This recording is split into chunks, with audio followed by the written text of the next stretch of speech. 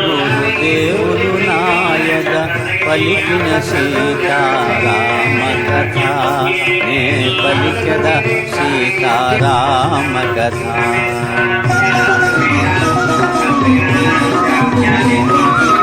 శ్రీ హనుమంతుడు అంజనీసుతుడు అతి బలవంతుడు రామభక్తుడు లంకకు పోయి రాగల తీరుడు మహిమోపేతుడు శత్రుదర్శనుడు జాంబవదాది వీరులందరును ప్రేరేపింపగా సమ్మతించెను. లంకేశ్వరుడు అపహరించిన జానకీ మాత జాడ తెలిసి కొన్నా. తన తండ్రి అయిన వాయుదేవునకు సూర్యచంద్ర బ్రహ్మాది దేవులకు వానరేంద్రుడు మహేంద్రగిరిపై వందనములిడే పూర్వాభిముఖుడై రామనామమున పరవశుడయ్యే రోమ రోమమున పులకితుడయ్యే కాయము పెంచే పిల్చియగసే దక్షిణ దిశగా లంక చేరగా.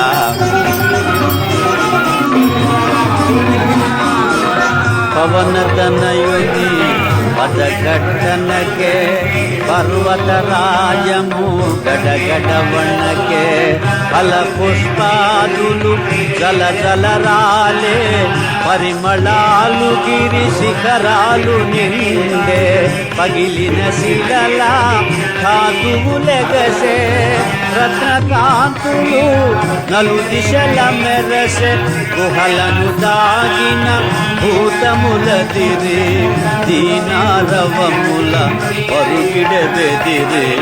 శ్రీ హనుమాను గురుదేవులు నాయక పలికిన సీతారామ కథ నే పలికద సీతారామ కథ.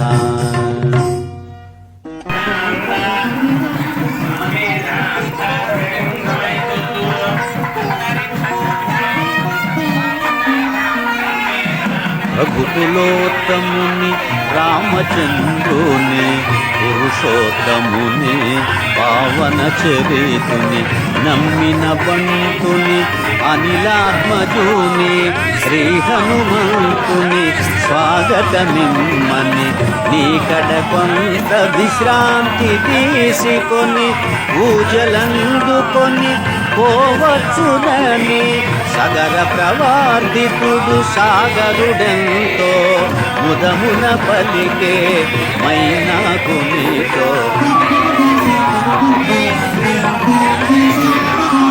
మైనాకుడు ఉన్నతుడై నిలిచే హనుమంతుడు ఆగ్రహమునగాంచే ఇది ఒక విఘ్నము కాబోలునని వారిది బడత్రోసె పురము చేగిరిని పర్వత శ్రేష్ఠుడా కోటున కృంగే పవనతనయుని బలముగని పొంగే తిరిగి నిలిచే హనుమంతుని పిలిచే తన శిఖరముపై నరుని రూపమై. శ్రీ హనుమాను గురుదేవులు నాయద పలికిన సీతారామ కథ నే పలికద సీతారామ కథ.